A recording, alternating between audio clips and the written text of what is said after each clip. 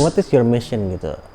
Dengan berbagai macam hal yang Prof lakukan, begitu kontribusi di aspek yang berbeda-beda, ada nggak sih benang merah satu gitu? Saya adalah seorang guru kan. Saya adalah seorang guru. Jadi saya harus mengajarkan lebih dulu dari yang lain. Jadi ketika ada kegelapan, seorang guru itu memberikan penerangan, memberikan validasi, menyampaikan sesuatu yang valid, gitu kan? Menyampaikan. Misalnya begini,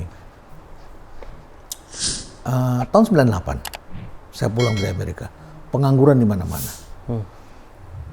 Saya diminta untuk menggantikan salah satu narasumber di televisi dalam bidang marketing. Saya nggak mau. Saya bilang, tapi bapak kan dokter di bidang marketing. Iya, tapi saya nggak mau gantiin orang. Kenapa? Satu, saya nggak mau menggantikan orang. Yang kedua, saya nggak mau menyakiti orang. Yang ketiga, saya nggak mau jadi follower. Karena jalan itu sudah dibuka orang lain, tuh saya masuk. Saya nggak mau. I'm not a follower. Saya diundang Deddy Corbuzier di acara di podcastnya. Hampir semua orang yang seperti saya yang diundang di podcastnya, tokoh-tokoh itu besoknya bikin podcast sendiri. I'm not. Datang orang, Pak bikin sendiri. No, you have good follower Pak, million Pak. No, why? I'm not a follower. Gitu kan? Jadi tahun 98, apa yang saya lakukan? Saya membuat kewirausahaan. Pengangguran di mana-mana. Akhirnya orang marketing, yang tadi ini bidang marketing, saya bilang saya nggak mau. Tapi kalau kewirausahaan saya mau. Kenapa Pak? Emang orang Indonesia bisa berwirausaha? Bisa. Nggak mungkin bisa. Nggak menarik gitu. Bisa, saya bikin menarik. Saya bilang.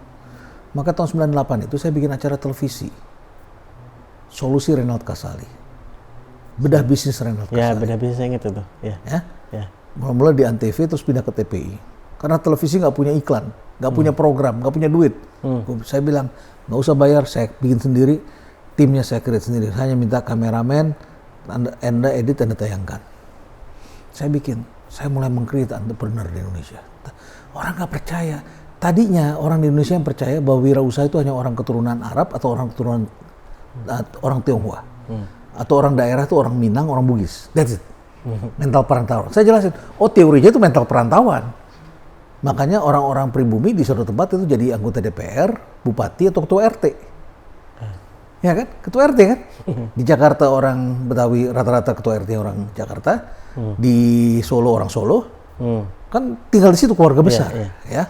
Semua begitu. Orang Jogja di Jogja, orang Kalimantan di Kalimantan, semuanya begitu. Mental perantauan udah apa? Dagang akhirnya kan. Karena dagang akhirnya lama-lama dia mencintai, lama-lama dia suka, lama-lama ketemu kan.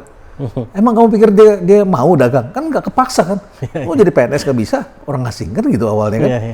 Nah, saya jelasin, terus saya kasih contoh tuh. Pak Irwan di daerah Tasik yang bikin bola sampai dipakai Piala Dunia, satu kampung orang bikin bola. Saya tunjukin, Sido muncul, saya tayangkan semua sampai saya jadi bintang iklan ya kan. Nah, saya mendorong orang berwirausaha. Hasilnya hari ini saya bangga orang bisa berwirausaha.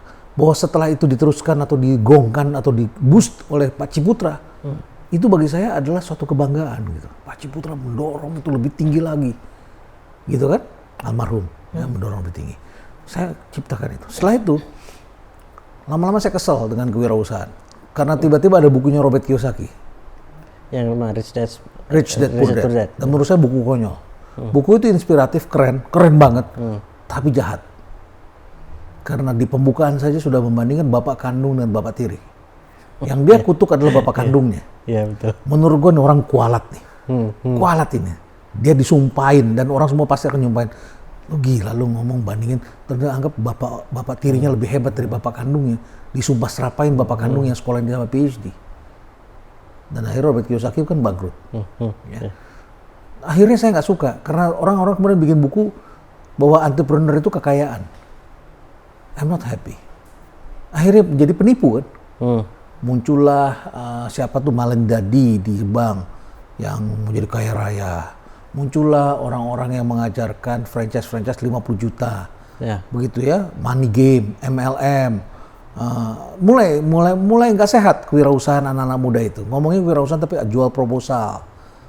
I'm not happy. Ya. Nah, setelah itu saya create social entrepreneurship, kewirausahaan. Boosternya tuh ketika Muhammad Yunus terpilih sebagai penerima hadiah Nobel. Itu social entrepreneur. Ya. Iya, itu semakin di Grameen Bank. Ya. Sampai lahirlah Kita Bisa, Timi. Ya. Ya. Itu saya happy benar lahir kewirausahaan, dan saya lihat Andi Noya meneruskan gagasan itu. Saya lihat di TV, ini social entrepreneur rata-rata. Saya sangat bangga dengan Kick Andy. Saya lihat, makin ketemu dia polanya. Banyak social entrepreneur, tokoh-tokoh sosial yang punya entrepreneurship dan didorong. Terjadi perkawinan antara jiwa sosial dengan entrepreneurship, gitu ya. Setelah itu, tantangan saya bergeser lagi. Gimana menjelaskan kepada masyarakat? Tadinya kan semua orang dengerin teori ekonomi aja. Saya harus menjelaskan manajemen kepada publik. Saya mulai menjelaskan strategi kepada publik. Setelah itu lahirlah buku Disrupsi. Tadinya change kan? Penting melakukan change. Kenapa? Udah terlalu nyaman. Nah, buku change itu mencapai popularitasnya tahun 2000 berapa tuh? 2005. Iya, 2005 sampai 2006 itu saya kata. Tahun 98 kan kewirausahaan debut saya. Tahun 2003 itu saya dorong social entrepreneurship. Tahun 2005-2010 itu change. Setelah itu saya mau perbaiki itu buku change, nggak dapat, nggak ketemu. Setelah itu di demo supir taksi online segala macam. Langsung saya bikin buku Disrupsi. This is Disruptions. Nah, orang semua hanya berantem sampai saya berantem sama Menteri Perhubungan saat itu yang sebelumnya ini, ya. Karena dia ingin melarang ojek online. Saya bilang jangan, itu nanti menolong UMKM. Itu namanya sharing ekonomi. Karena taksi pangkalan kan semua marah, ya. Enggak, nanti semuanya bergabung ke situ. Ini karena ini tuntutan zaman, teknologi. Bagaimana kita menjelaskan fenomena itu kepada publik di tengah-tengah publik sedang gelap gulita, ya. Dan anak-anak muda yang mau melopori bisnis ini kan harus diberikan perlindungan, ya, bahwa ini adalah bisnis yang oke. Kalau nggak dibunuh oleh regulator kan? Iya, betul. Kalau akhirnya nggak ada yang tertarik lagi juga. Dan kita harus muncul di publik. Dan akhirnya kita berkelahi dengan regulator yang teman-teman kita sendiri. Karena ini kan for the sake of science nih, perkembangan ilmu pengetahuan. Namanya sharing resources, sharing ekonomi. Motornya taruh di rumah-rumah, mobilnya di rumah masing-masing. Masyarakat berwirausaha yang nanti akan mengantarkan makanan ke rumah-rumah.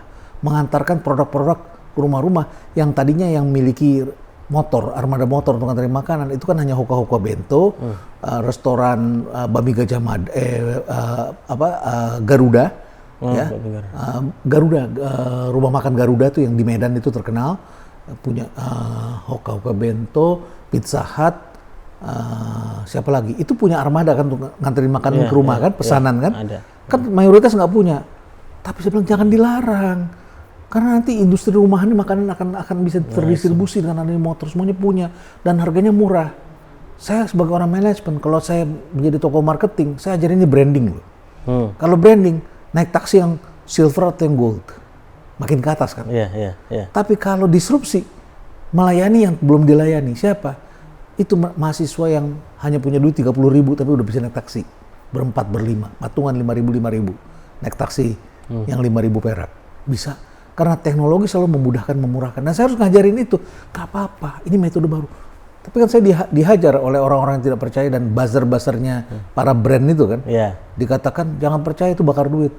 Mulai disrupsi muncul tuh, jangan percaya dengan Renald Kasali itu bakar duit, nggak bener. Karena itu buzzer-buzzer dari brand yang menjadi yang terancam lah. Terancam. Nah, setelah itu berkelahi. Nah, saya jelaskan. Akhirnya saya bikin buku kan. Saya bikin buku Disrupsi. Setelah itu saya jelaskan lagi shifting. Orang-orang pilpres tuh ribut semuanya karena politis kan. Ingin menghajar presiden incumbent. Menjelaskan daya beli turun, ekonomi jelek karena ekonomi hanya dilihat potret begitu. Saya bilang no, that is shifting. Shifting. Terjadi perpindahan karena ada teknologi. Lawan kamu udah nggak seperti itu lagi, caranya udah nggak begitu lagi gitu. Tapi mereka bukan berpikir dasar lo mau apa ini ke presiden. Bukan, kenyataannya terjadi shifting. Gitu loh. Terjadi shifting supaya pelaku usaha yang saya ajarkan kan pelaku usaha. Tapi kan ada orang yang terganggu dengan pikirannya bahwa itu adalah daya beli turun. Nah, bagaimana kita sebagai guru ini menyampaikan sesuatu supaya masyarakat Indonesia ini tidak menjadi pasar, tetapi menjadi pelaku pasar. Bagaimana Indonesia ini tidak tertindas oleh bayang-bayang ketakutan.